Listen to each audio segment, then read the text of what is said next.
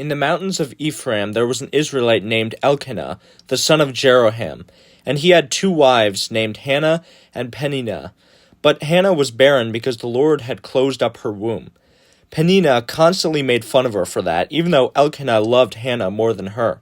Elkanah tried to comfort Hannah, but she was too distraught, so she prayed to the Lord to give her a male child, and in return she promised the Lord that the child would take the vow of the Nazirite and would never be shaved. The priest Eli was there with her by the temple of the Lord and thought she was drunk, but she told him she was just sad, and he sent her away with optimism that the Lord would grant her wish.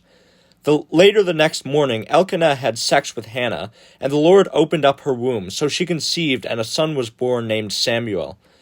Hannah nursed her son until he was weaned, and then she brought him to the house of the Lord in Shiloh, and gave a sacrifice of a bull to the Lord there. Then Hannah gave up Samuel to be raised by the prophet Eli in return for the Lord's kindness. Hannah then gave a prayer of thanks to the Lord, where she proclaimed her joy for him, because there was no one like him in all his knowledge and godliness, and he had the power to do anything, killing things and bringing them to life. The earth laid upon his pillars, and his adversaries would be destroyed, because no man's strength could prevail, and he would cast judgment on the earth. Anyway, after his parents left him with Eli, Samuel ministered to the Lord, but as it turns out, Eli's sons were wicked and corrupt because they did not know the Lord, and they did not keep the traditional offerings that were supposed to be given up. However, Samuel was a good child and ministered faithfully in his young age, and so the Lord blessed Hannah by giving her 3 more sons and 2 daughters. Meanwhile, Eli was very concerned about his sons' behavior, including their sexual immorality with women. The Lord desired to kill them and told Eli that he was disgusted by the actions of the priesthood, despite his commands to them, and he was going to destroy the house of Eli, and that his sons Hophni and Phinehas would be the first to die. But the Lord said that he would raise up a true and just priest that the people would bow down to.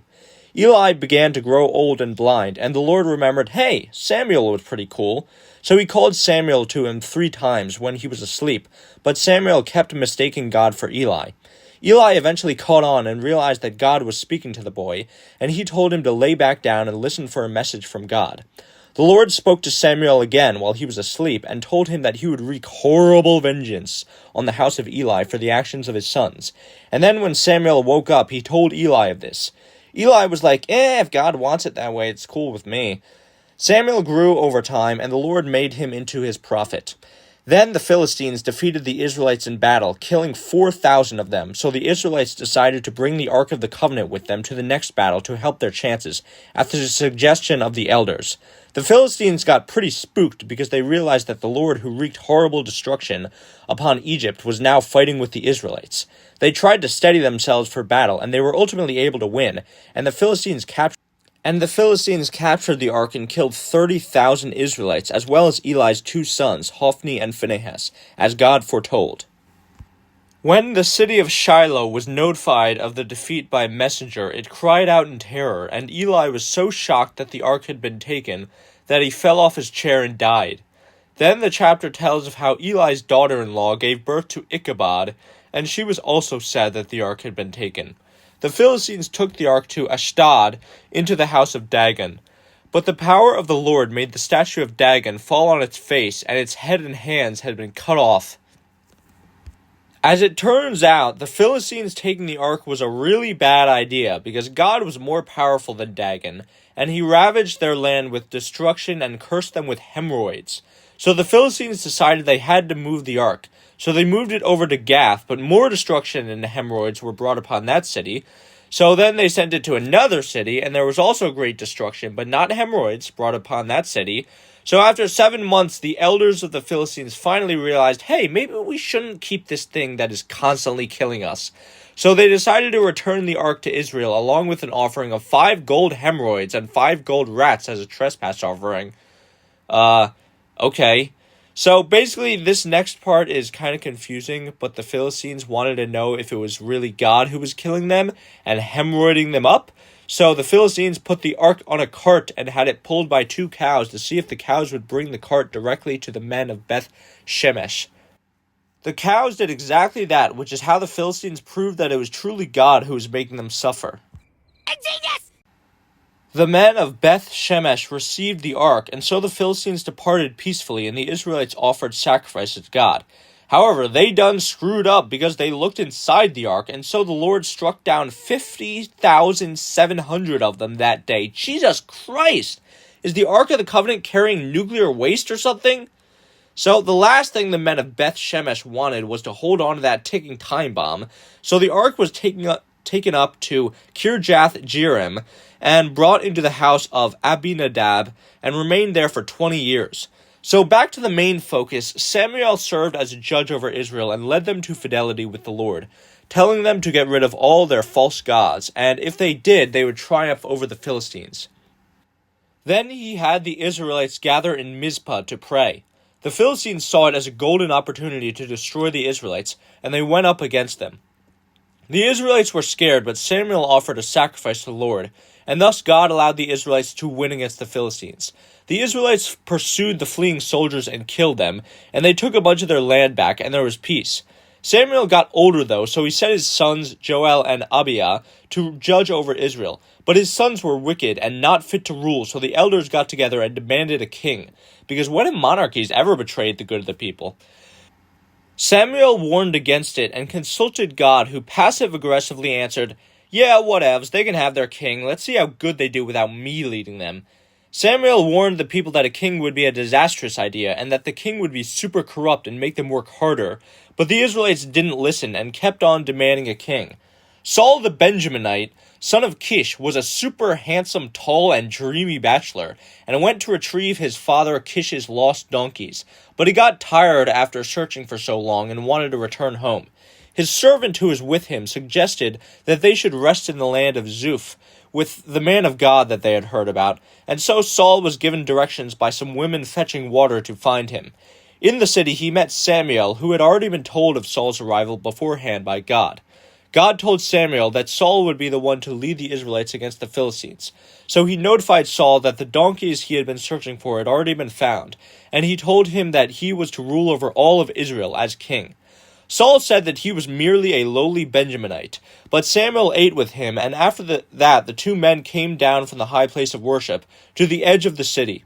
Samuel then anointed Saul as king with oil, and told him that when he left to go back to his father's house, he would go to the hill of God, and the Holy Spirit would come upon him, changing his very being and transforming him into a wise prophet.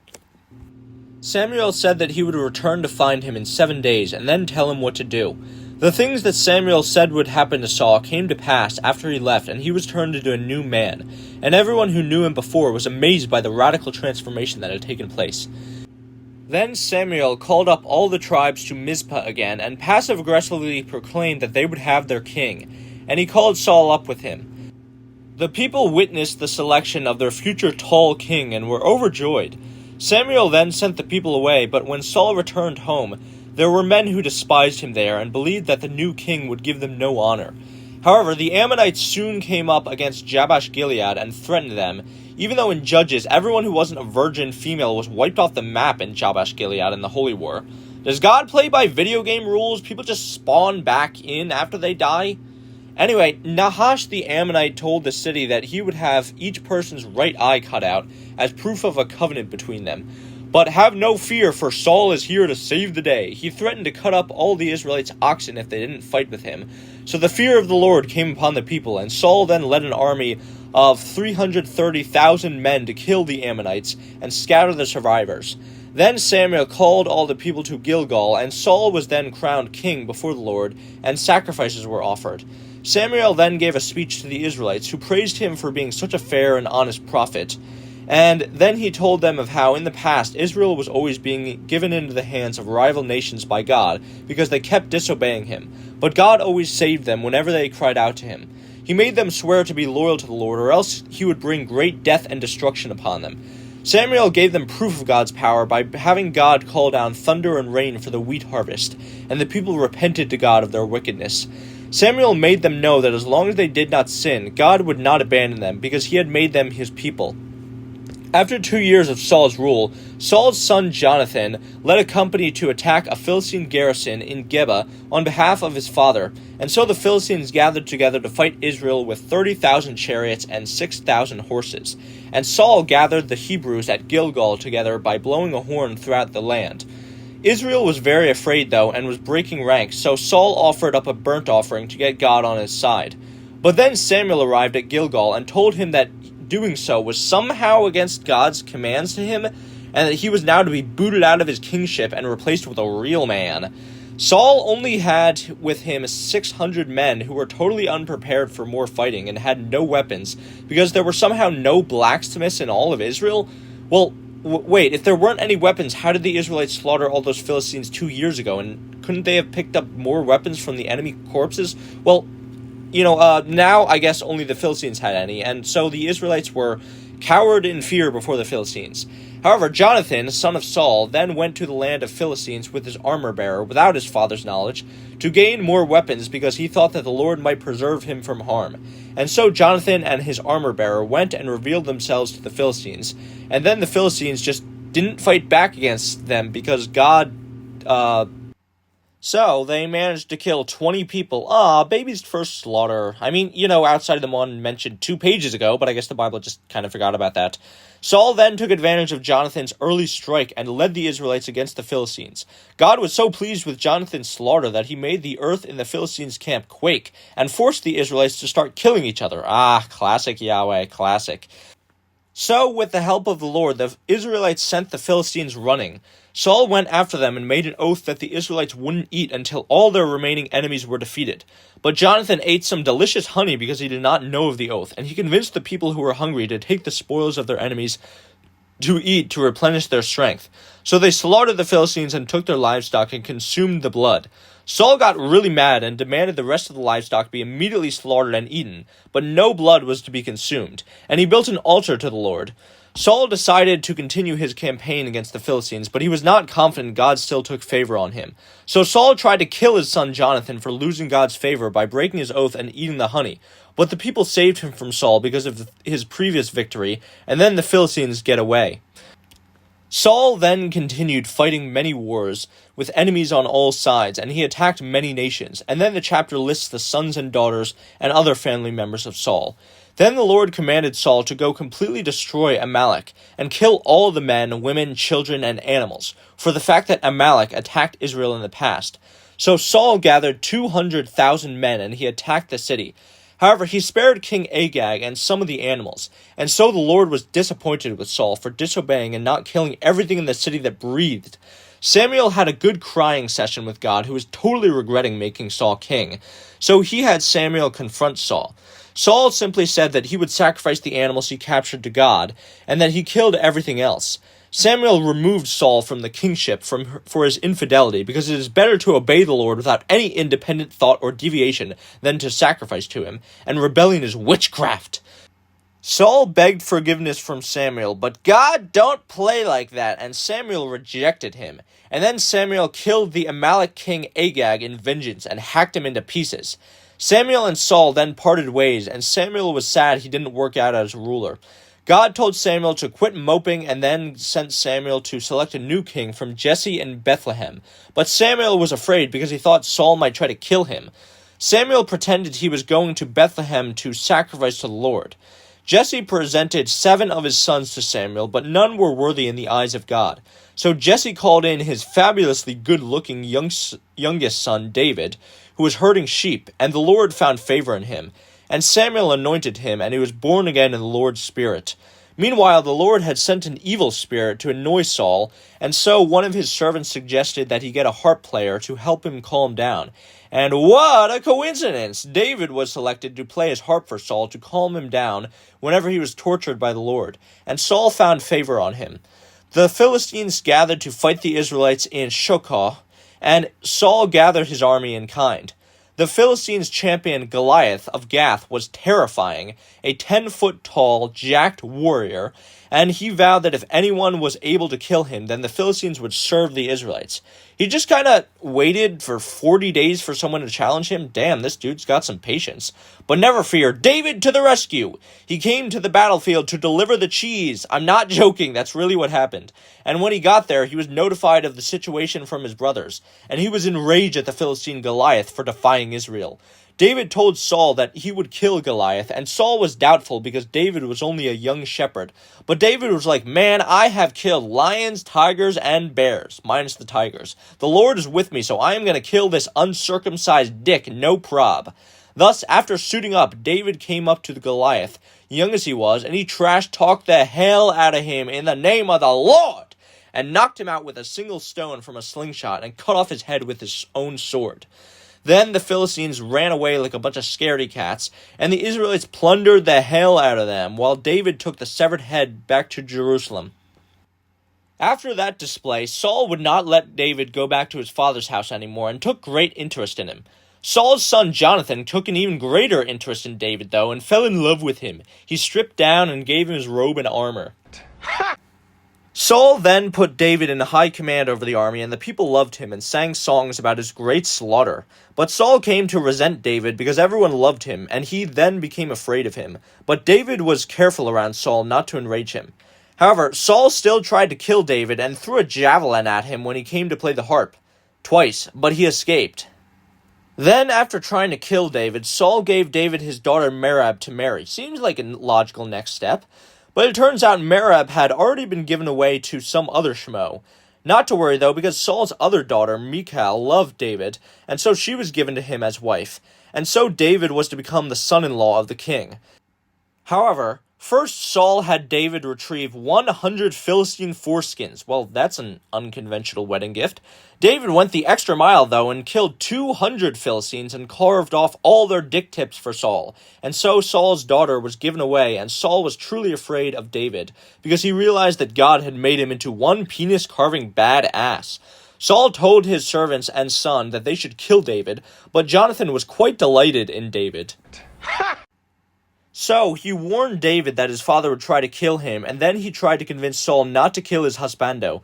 So, Saul was convinced, and then David went out to fight against the Philistines again, and killed a bunch of them. However, God wanted more drama, so he sent the evil spirit to torture Saul again. And Saul just kind of forgot how he said he wasn't going to kill David, and he tried to kill him again with a javelin, but he escaped. Saul then sent people after him, but he evaded them with the help of his wife Michal. Then David went to Samuel in Ramah and told him of all that happened. Saul found out where he was and sent men to kill him, but they all saw the prophets doing prophecy stuff, and the Spirit of the Lord came upon them, and they also started doing prophecy stuff. Eventually Saul came himself, but the Lord made him do prophecy stuff too, and also strip off his clothes and go nude for a whole day just to mess with him. Then David told his husbando Jonathan that his dad totally wanted to kill him, but Jonathan was loyal to David and loved him and said he would perform whatever his soul desired. So, at the request of David, he tested to see if his father wanted to kill David when the king sat down for some meat, while David was laying low hiding in a field, and Jonathan told David that he would alert him of what he had observed with his father.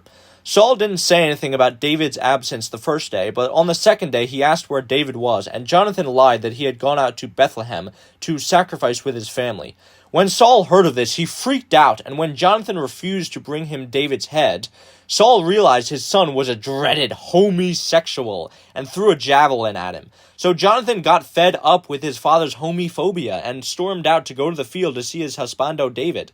He was so happy to see Jonathan that he fell on his face, and the two then made a covenant with each other and smooched. Then David departed and came to Nob, to Abimelech the priest, lied, saying he was on the king's business, and ate holy bread for sustenance, because there was nothing else around. David asked for a weapon because he did not have one, and he was given the sword of Goliath, who he had killed, for a weapon that was conveniently possessed by the priest. Then David fled to Achish the king of Gath to escape Saul, but David feared King Achish's jealousy of him because he was so great, so he pretended to be cuckoo for Cocoa Puffs in front of him. The king had no use for a madman, so David departed to the cave of Adullam, and when his family heard that he was there, about 400 allies gathered and came to David there in the cave. Then David departed and went to the forest of Hereth, after leaving his parents in the land of Moab for safety. However, David was ratted out to Saul by Dog the Edomite, And Saul gathered all the priests who gave aid to David in Nob, and he tried to have the guards kill them for their treason. But they would not obey him, so he had Doeg do it. And so 85 priests were killed, as well as every living thing in the city of Nob, except for Abiathar, son of Abimelech.